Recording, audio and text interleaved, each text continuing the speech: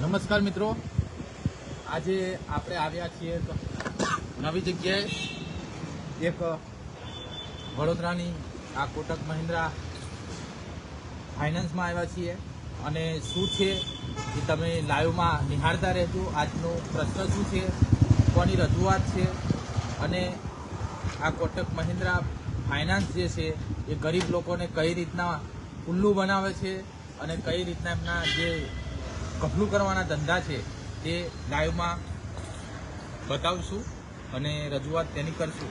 એ આ ભાઈ જોડે જે બનાવ બન્યો તેમની રજૂઆત આપણે સાંભળી લઈએ. શું નામ છે? મારું નામ સોલંકી વિશાલભાઈ જગદીશભાઈ છે. બરાબર. અત્યારે મારા પપ્પા એક્સપાયર થઈ ગયા છે. બરાબર. મારા પપ્પાએ સુપર કેરી લીધી હતી. સુપર એટલે મતલબ ગાડી આવે કે લોડિંગ ગાડી આવે? કેટલા ટાઈમ થયો લીધી? એ 7 મહિના જેવું થયું. 7 મહિના જેવું થયું. અને એટલે મતલબ આમાં કોટકમાંથી લોન થી કેટલું ડાઉન પેમેન્ટ ભર્યું હતું? 75,000. 75,000 ભર્યા હતા. અને તમારા પપ્પાનું નામ શું? જગદીશભાઈ ભૂપતભાઈ. એટલે એમના નામ હતી તમારું નામ? મારા પપ્પાના નામ. તમારા પપ્પાનું નામ હતું. શું ઉંમર હતી એમની? એનો 47-48 47-48. અને મતલબ શું પ્રશ્ન હતો આગળ કોટક? પ્રશ્ન એવો હતો કે પહેલા તો મારા પપ્પા એક્સપાયર થયા એટલે પછી મને એવું કે બધા એવું કહેતા કે આપણે ક્લેમ લીધેલો છે તો કે બધા ડોક્યુમેન્ટ આપી દઈએ બરાબર. તો આપણો ક્લેમ પાસ થઈ જાય તો બધી લોન માફ થઈ જાય એમ. એટલે મેં બેંકે પછી આવ્યો અને મેં બધા ડોક્યુમેન્ટ જે જરૂર પડતા હતા એ બધા મેં આપ્યા. બરાબર. જેથી મારા દાખલો છે, આધાર કાર્ડ, પાન કાર્ડ, મારા મમ્મીનું નોમિનેશન થી મને બધું મેં આપ્યું. બરાબર. હવે આ લોકો એવું કહેવા માંગે છે 2-3 મહિના પછી કે તમે ડોક્ટરની સર્ટિફિકેટ નહીં આવી. બરાબર. હવે મેં આ લોકોને એવું કહું છું કે મારા પપ્પા ઘેર એક્સપાયર થઈ ગયા છે. બરાબર. કોઈ બીમારી હતી? કોઈ બીમારી કશું નહીં? કોઈ દવા બવા કશું નહીં ચાલુ? નેચરલ ડેથ થઈ ગઈ છે ઘેર. એટલે આ લોકો એવું કહે છે કે કોઈ ડોક્ટરને તું લખ્યા અને લખેલું સર્ટિફિકેટ લાવી. મેં એવું કીધું, મેં કીધું ડોક્ટરને ચલો મેં મળી બી લઉં હેડો, પણ મને ડોક્ટરે ના પાડી. મતલબ આ લોકો નવો કાયદો લાયા છે? હા, આ નવો કાયદો લાયા ખબર નહીં આવે. પછી મેં કહું ચલો ને હવે એ કહેતા હોય તો ડોક્ટરને મળી લઉં. એટલે મેં ડોક્ટરને મળ્યો, ડોક્ટરને કીધું મેં મારા પપ્પાને આ રીતનું થયું છે તો મને તમે એક લખી આપો. બરાબર. તો ડોક્ટર એવું કહે છે કે મારી જોડે તું મજાક કરવા આવે એવું કીધું મને. કેમ કે ભાઈ આવું ના હોય, મેં ચેક કરવા નહીં આવે તો તમે લખીને કઈ આપો. મેં કીધું બરાબર છે. તો ભાઈ મેં આ વાત આ લોકોને કરી. મેં કીધું આવું થાય. આ લોકો એવું છે કે 500,000 રૂપિયા આલીને લખાય જેમ કે મેં કીધું 500 ને 5,000 આપવા તૈયાર છે, પણ તમે મને કોઈ ડોક્ટર એવું હોય તો બતાવો. બરાબર. મને કોઈ મળ્યો. હવે તમારા એક પ્રોસેસ ખબર છે કે ડેથ ક્લેમ કયા પછી ડેથ ક્લેમમાં ડોક્યુમેન્ટ અમુક સમય પ્રમાણે આપવાનું? તમે કેટલા સમયમાં આપ્યા હતા? મેં 35 દિવસમાં આપ્યા. 35 દિવસ અંદર સબમિટ કરાવી બધા ડોક્યુમેન્ટ? બરાબર. મતલબ એમનું આધાર કાર્ડ હોય, ડેથ સર્ટિફિકેટ હોય, તમામ ચેક કરાવી દીધું? મતલબ કયા સાહેબ ને આપેલા અંદર? જે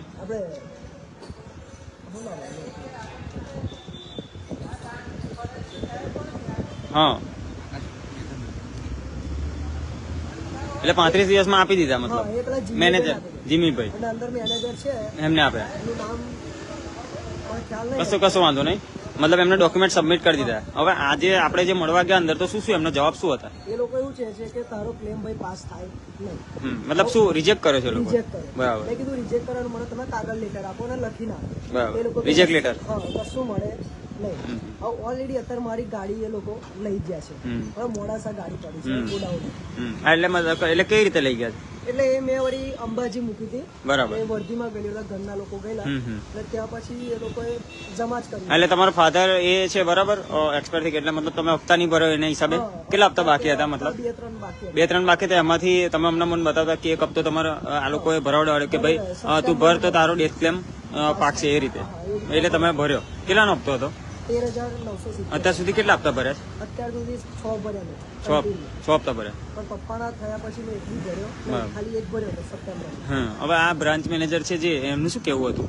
એ લોકો એવું કહે છે કે તારે જો ગાડી જોઈતી જ હોય તો તું હપ્તા કન્ટિન્યુ ચાલુ રાખ. બરાબર. મેં કીધું ક્લેમ મારા પપ્પા ઇન્સ્યોરન્સ લીધો તો આવો બનાવ બને જ્યારે કોઈ હયાત ના હોય તો એનો ક્લેમ પાસ જ થયો છે. રિજેક્ટ કરીને મને આખું ભરવાનું કહેતો તો પહેલી વાત તો ફ્રોડ છે. પછી મેં કીધું ચલો હેડો ને હવે 2 મહિના હપ્તા ભરીને ગાડી મારી ઘર બી લાવી દઈ. બરાબર. તો મેં ગાડીના હપ્તા ભરવા ગયો 30,000 રૂપિયા લઈને. એ લોકો એવું કહે કે ગાડી તને મળે નહીં, ગાડી તો મળવાની નહીં પણ કે તું પૂરેપૂરી લોન અમાઉન્ટ ભરી દે. કેટલી અમાઉન્ટ ભરવાની? 5 લાખ ને મને 22,000 રૂપિયા ભરવાના કીધા. બરાબર. બરાબર. તો મેં કીધું 5 લાખ હું કઈથી લાવવા આવે? મારી પરિસ્થિતિ એવી છે ને કે 5 લાખ રૂપિયા એ લોકોને સાંભળા. અને આ લોકો દાદાગીરી 5 લાખ હોત તો તમે ભાઈ કેશ જ ના લે, તમે શું કરવા ભાઈ? તો હું કેશ ગાડી ના લે તો એવું ના કરતા. પછી એવું કહે છે કે તું 15 દિવસમાં પૈસા સેટિંગ કરતા તો અમે ગાડી વેચી. અને મારી સામે બ્રોકરને વાત કરતા હતા તો એજન્ટને વાત બી કરી દીધી, વેચવા બી ક્લેમ પાસ નહીં કરો, ઉપરથી એજન્ટને બોલાવી દીધો કે તમે ગાડી કેટલા સુધી લેશો, તો એજન્ટ કે હું 5,30,000 માં લઉં. મતલબ એ કિંમત બી એને કરી દીધી. હા, તે એ આ જે લોન બાકી ને એ જ ખાલી એ લોકો પતાવવાની કે છે કે આ લોન તું ક્લોઝ કરી દે. બરાબર. જે મેં 2-2.5 લાખ રૂપિયા અંદર ખર્ચો છે એ બધો મને કોણ આપશે, એની જવાબદારી કોણ લેશે બધી? તમને એવું લાગે છે કે આ કોટકવાળા બ્રાન્ચ મેનેજર ને બધા જે મિલી ભગત કરીને આ ધંધો કરતા હોય વડોદરામાં? લાગે છે આમ આવું એ લોકો બ્લેમ એ રીતના કરે છે કે જાણે આપણને પૂછવી કરવાનો કરવા. બરાબર. અને એ લોકો તમારો જો રેસ્પોન્સ કેવો આપે, મતલબ તમારો જો વર્તાવ કેવો કરતા હતા? એ બધું આમ જવાબ ના આલે અને આમ આપણે કશું કહીએ ને કે ભાઈ એ રીતના વાત નહીં કરવાની, જઈ તને મોટલા આપણે બોલ કાઢે એમ. અને કોઈને લઈને બી આપણે જઈએ ને તો એ લોકો એવું કહે છે પાછળથી કે તું પેલા લઈને હું લેવા, પેલા લઈને હું લેવા. બરાબર. પણ કે લીગલી થાય એ કર કે જે થાય કલ્યાણ એમ કહેતા હે ને? એ તરાથી કર લે. એટલે મારે સાહેબને મળવું પડ્યું કે સાહેબ મને આ રીતની તકલીફ છે. બરાબર. હસમુખસિંહ, બોલો, આ ભાઈને આવા પ્રશ્ન છે તો શું લાગે છે આ બ્રાન્ચને આ રીતે જે પ્રશ્નો બને છે, હવે આ બિચારા, તમે શું નોકરી ધંધો શું કરો? હું અત્યારે બંકો એલ્યુમિનિયમમાં જોબ કરું છું. નોકરી મતલબ ગુજરાત એ રીતે જ ચલાવો છો? હા, ગુજરાતમાં નોકરી કરીને ચલાવો છો. તો હવે આ જે ભાઈ છે એમને જે 5 લાખ પૂરી રકમ ભરવા કે છે, મતલબ ગાડી એમની સીઝ થઈ જશે, લગભગ સીઝ થઈ છે અને આ રીતે પૈસા માગે છે હા બેંક, અને ક્લેમની પ્રોસેસ તો લગભગ 35 દિવસમાં કરી દીધી એમ કે છે. તો શું કહેવા માંગશો આ બેંક મેનેજરને અને આ કોટક મહિન્દ્રા ફાઇનાન્સને જે બી છે Kotak Mahindra limited bank limited? એટલે મિત્રો, આ એક ચોરી કરવાનું અને છેતરપિંડી કરવાનું એક ટેકનિક અપનાવી છે આ લોકોએ, કે ગામડાના ગરીબ વ્યક્તિઓને આવી ખબર ના હોય અને જ્યારે લોન એ લોકોને આપવાની હોય તો સર જી સર, સાહેબ કરીને આ રીતના કરીને ગામડાના લોકોને પેલી લોન પડાવે અને પછી જે કંઈ એમનો મુનાફો દેખાય અને એ લોકોને એવું લાગે કે હવે અહીંયા આપણને આટલી પ્રોફિટ થશે, એટલે આ લોકો પોતાની જાતે નક્કી કરી લે કે આ ગાડીને હવે આપણે વેચી દેવી કે શું કરવું એમ. એટલે મિત્રો, હવે આ ભાઈ આપ જોઈ શકો છો કે જે કોઈ બી અત્યારે લોન લે એટલે પહેલું જે વ્યક્તિના નામે લોન લે એ વ્યક્તિનો ઇન્સ્યોરન્સ તો હોય જ. હવે આમના ફાધર જે કુદરતી મરણમાં એક્સપાયર થઈ ગયા, હવે નોન સ્ટોપ 99% એવું જ હોય છે કે ગામડામાં કુદરતી મરણના લીધે એક્સપાયર થાય તો તેના માટે કોઈ ડૉક્ટર બોલાવવામાં આવતા નથી. એ ગામનો સમાજ અને ગામ જ નક્કી કરે છે કે ભાઈ આ ડેટ થઈ ગયા છે. એના માટે પછી જ્યારે ગામમાં જ ઘરમાં જ મરી ગયા છે તો એને પીએમ કરાવવાની જરૂર હોતી જ નથી. હવે અને એવો તો કશું કોઈ માંગતા જ નહીં. કોઈ ડેથ સર્ટિફિકેટ શું આ બેંક કરતા મોટું છે? સરકાર માન્ય ડેથ સર્ટિફિકેટ છે એ આ લોકો કરતા ઉપર છે એવું કહેવા માંગે છે આ લોકો. મતલબ હવે હું એમ કહેવા માંગુ છું કે ગામના સરપંચ, તલાટી એ લોકોનું જે અહીંયા અમે સર્ટી મૂકીએ છીએ તો શું આ તલાટી ને સરપંચ કોઈ માન્ય રાખે નહીં? આ શું આ તલાટી ને સરપંચને જે કંઈ સરકારના કરતો આ લોકોના કાયદા કંઈક અલગ છે? એટલે આ ડૉક્ટરી સર્ટિફિકેટ મંગાવે છે અને એમની ગાડી અંબાજીથી લઈ લીધી છે. ગાડી લીધા પછી પણ અત્યારે એમના જોડે 35,000 રૂપિયા કેશ છે, જે ત્રણ હપ્તા ડ્યુ થયા છે તેના પૈસા આપવા કે છે. તે છતાં આ જે મેનેજર શ્રી એવું બોલી રહ્યા છે કે ગાડી મારે વેચવાની છે.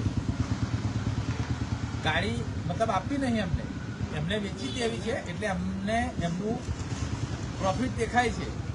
એટલા માટે આ લોકો આવા ધંધા કરી રહ્યા છે. અને કોટક ફાઇનાન્સના જે કંઈ આ સ્ટાફ છે અને જ્યાં પણ આ કરતા હોય તો સુધરી જજો, નહીં તો અમે અલ્ટિમેટમ આપીએ છીએ 48 કલાકનું. પછી અહીંયા એક મોટું ધરણા પ્રદર્શન કરવામાં આવશે જો અમને ન્યાય નહીં મળે તો. કંપનીની બદનામી થશે અલગ. કોટક મહિન્દ્રા ફાઇનાન્સની બદનામી થશે એ તમે પછી પાછળથી એવું ના કહેતા. એટલે જે કંઈ આમની ગાડી છે આપી દેજો. અને જે એમનો ડેટ કેમ્પ એ તો આ લોકો રોક્યો જ છે. આ લોકો રોક્યો જ છે. ડેટ કેમ્પ જાણીબુજીનો અમનો ડેટ કેમ્પ રોક્યો જ છે કમિશન ખાવા માટે અને રિજેક્ટ કર્યો છે. તો મારું એવું કહેવું છે કે આ કેમ્પ પાસ થાય તો તમારું કંઈક વર્ચસ્વ જળવાઈ રહે, નહીં તો પછી તમારા કંપનીમાંથી કોઈ લોન પણ કરાવે નહીં. મનોજસિંહ, 2 શબ્દ કહો.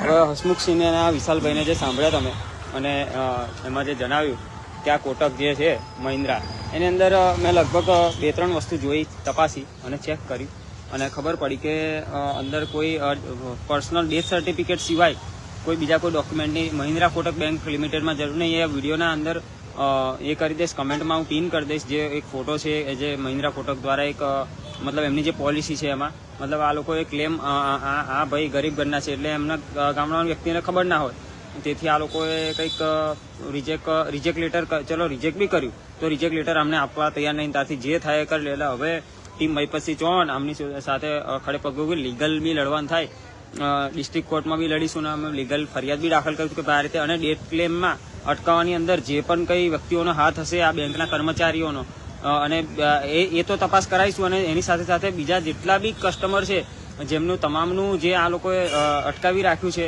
જે ડેથ ક્લેમ અટકાવી રાખ્યા હોય અથવા બીજી રીતે બી ફ્રોડ કરતા હોય તો તમામને અલ્ટિમેટમ આપે છે કે તમામની ખાતાકીય તપાસ કરે છે અને તમામ આખી બ્રાન્ચની તપાસ કરે છે કેટલા ડેથ ક્લેમ અમને રોકીને રાખે છે.